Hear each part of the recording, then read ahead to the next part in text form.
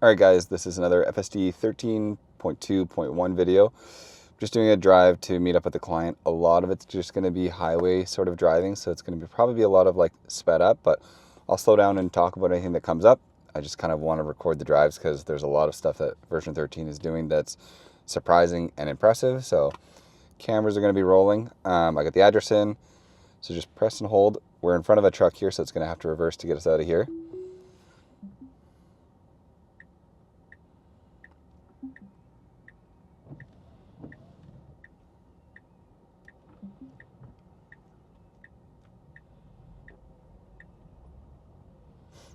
Awesome.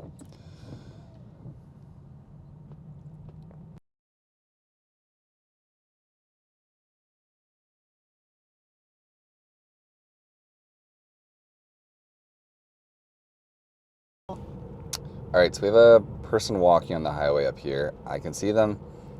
Now we have a vehicle. Okay, just because it's humans, I get very like sensitive. I'd move over. I'd give this person much more room than we do. That's hard. That's personal preference, like everything I talk about on here.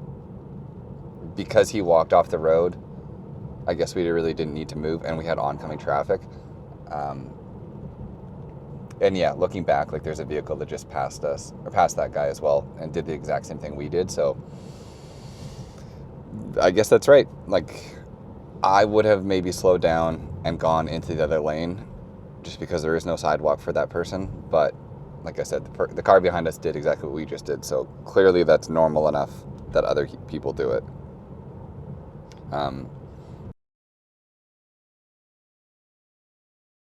We should stop. Okay, we're slowing down, we're slowing down, we're slowing down. Yeah, I am stopped.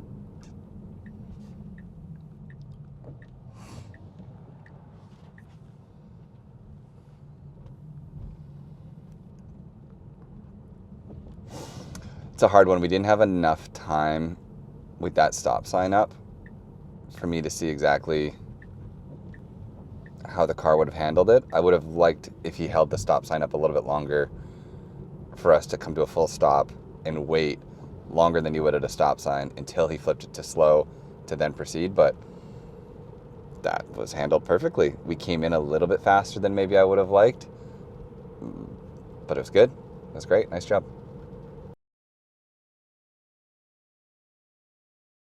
So I'd be curious. We're going 62 in a 60 in hurry mode right now. But there's definitely times where we go considerably faster than the speed limit in hurry mode. And I've kind of mentioned this in the past, like, what is the car doing to make the decision on how fast to go? Like, is the fact that it's raining playing it all into the decision making? Is it because it's not perfect conditions? Or is it just luck based? Okay, we should go. Perfect. Because personally, I would go closer to 70 on this road. And especially with hurry. Let's see what it does here. Yeah, so we're in hurry mode. Our max offset right now is having us go 69, and the car straight away went that fast. That's kind of what I would have expected on that road back there. It's also now saying max 40. Maybe I missed something that we passed, but this is definitely a 60 road. We shouldn't have max 40 on the screen. We're still going 69, so it's fine, but that's incorrect. And I had a comment on one of my videos that I didn't go into enough detail on kind of like my setup and everything, so I'll have it up on the screen here. Hopefully you can see, but basically I have under autopilot, these are the full self-driving settings that I can choose. Not that it really plays much into it, but start FSD from park is the big one that is new. And if you uncheck the box brake to confirm, all you have to do is press the screen. You don't have to tap the brake. And then for the profile, I've been favoring hurry on city streets and then a mix between standard and hurry on the highway. And then for the speed offset, I have it at 15%. I find that's a good number. Obviously, there's roads where I want it to be a little bit faster or slower. And then if that's the case, I can just use the scroll wheel to change. So like right now, with 15%, where our max speed is 69. If I spin the wheel up, you can see it changes to 70, 71. So 15 is a good like baseline, and then if I want to go change it at all, I can do that on the fly. Yeah, I think those are really the only like settings that make a big play in the drive.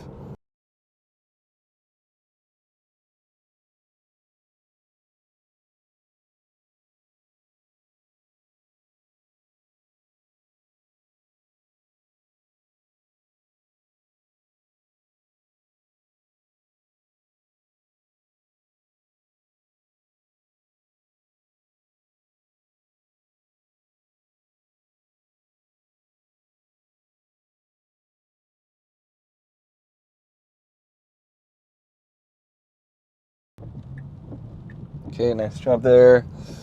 Now we're just gonna get on the highway. So we're in hurry mode for the highway here.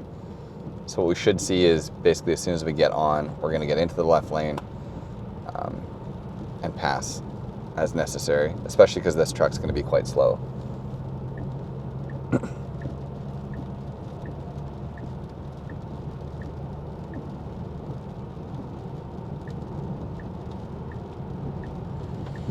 And I posted on, well, in my video and on X the other day, saying that I don't love the end-to-end.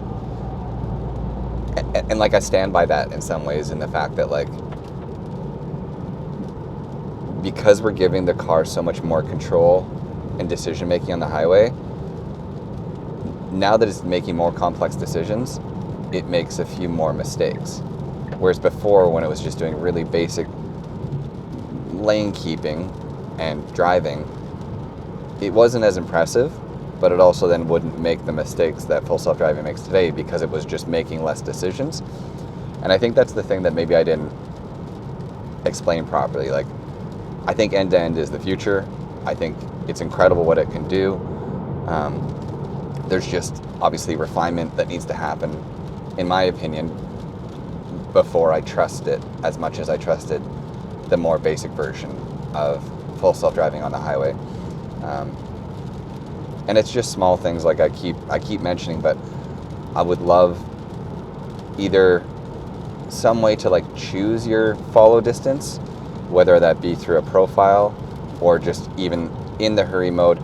I would ideally like to set my follow distance and have that be separate of profiles, because like I want to drive like I do in hurry mode where I go around vehicles, but I want a far follow distance. So that would be a big one for me, and that's kind of my main gripe with end-to-end right now, is that we get too close to vehicles and that it camps the left lane no matter what mode we're in sometimes.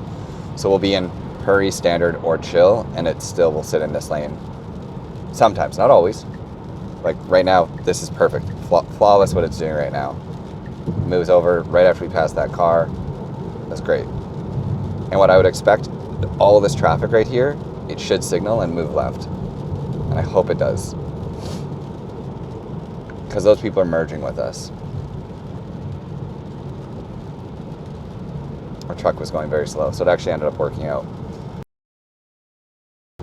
But yeah, end-to-end and full self-driving overall, absolutely incredible. So don't think it's lost on me how good this software is. Nothing but kudos and praise. Watch out, there's a guy right there. Okay, that was good. We definitely slowed down for that person. We didn't slam on the brakes. Literally exactly what I would have done. Slow down just a little bit because there's a human on the side of the road, but dealt with it appropriately. Nice job. So like this is kind of the minimum follow distance I would want at all times. It's about 3 seconds of distance between the vehicle in front of us, which, let's just say in a world where that truck driver wasn't paying attention and slammed into the back of the vehicle in front of it, that means we have, and then stopped dead as a result. We wouldn't know until it happened. And then that means from the moment that truck comes to an instant dead stop, we have 1, 2, 3 seconds until we're in that truck's bumper. I mean, the laws of physics. Like, it will take, if in 0.0 seconds the car made the decision after that truck stopped to slam on the brakes, it would still take us time to slow down and stop because the car is going to slide a bit, right? And I also don't think us or the car will make the decision in 0.01 seconds. The car will probably make the decision very quickly, but so that 3 seconds, let's say the car makes the decision in half a second. So now you have 2.5 seconds of distance to stop before you end up in the vehicle in front of you. So let's say it takes 2 seconds to stop in time, okay? Slamming on the brakes and doing that then gives no time to the person behind you to stop as well. Like, the more distance you have, the safer in all aspects this becomes. It's safer for us, and it's safer for the person behind us. There's people that are arguing against that on X, and I don't understand that. I don't think there's a human being on Earth that would say following further away isn't safer. And like, if you want to be an aggressive driver and save 2 seconds on your commute, you can bump up the follow distance and tailgate to your heart's content. But that, come at me in the comments, like, that isn't as safe. It isn't as safe, and it's stupid to do that. So, yeah.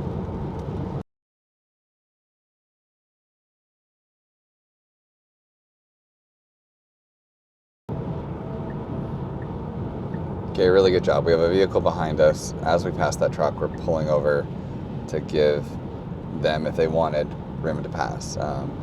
This is pretty much exactly how I'd want the car to be behaving. And for this drive, it's doing phenomenal. So really good job so far.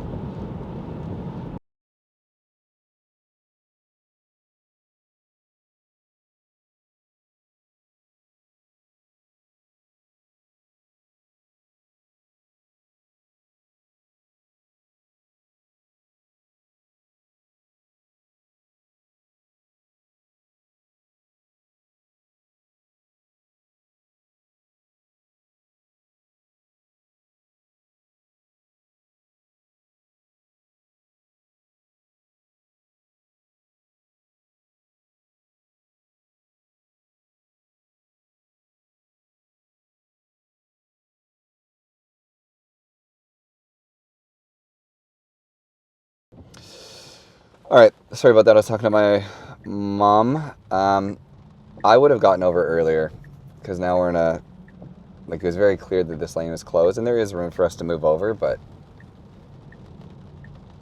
that's just a small thing. And then I'll have fast forwarded it, but even us pulling off the highway, it did a really good job. There's construction. It's a really, like, weird area. Handled it perfectly.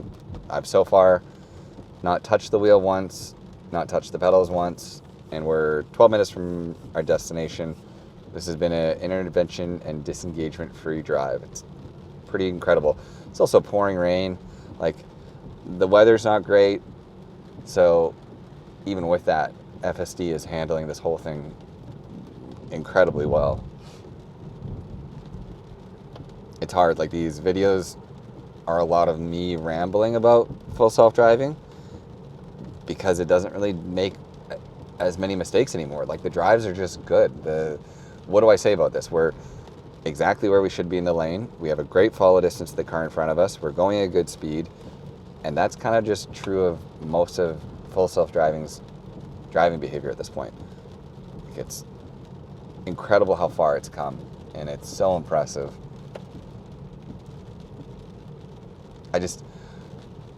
I try my best to, like, share that with the world via these videos, but the reality is somebody with a larger influence outside of the Tesla bubble needs to kind of pick up on full self-driving. And I think once that happens and people post about it, it'll hopefully ripple outwards. Like, the average person doesn't know what is happening here with full self-driving. The average person, I don't think, realizes you can get into a Tesla today, press one button, and be brought to your destination without any interventions or any disengagements. I want to get on a rooftop and scream that because I think it's the craziest thing ever. We live in a world of very basic lane keep and adaptive cruise control, and that's basically where everybody else is at. Blue Cruise is patting themselves on the back. I think they've given up, but they're patting themselves on the back because they can do automatic lane changing. Meanwhile, Tesla is like, hey, we'll just do the whole drive. And it's crazy that that is the case, and more people aren't freaking out about this.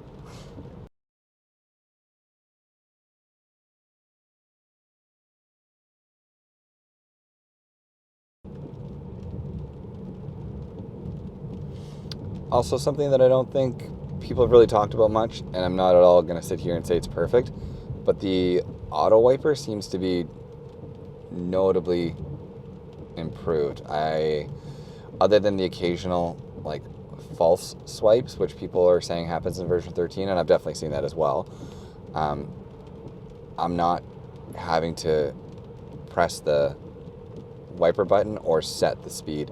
I feel like most of the time it's just doing it perfectly. It's a small thing because for a lot of people this shouldn't have been a problem, but it was a bit of an issue for sure when I first got the car, and I'd say now it's 90%, 95% fixed. Like I said, I rarely think about having to press the wiper anymore.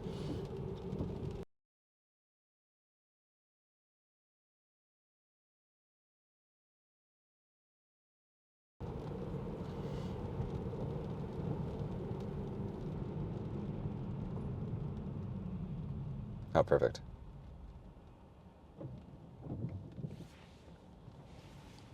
Talking to my wife, so sorry I didn't narrate that, but that was handled perfect by the car. We slowed down as soon as that signal went on, so I think it did definitely recognize that signal. That was incredible.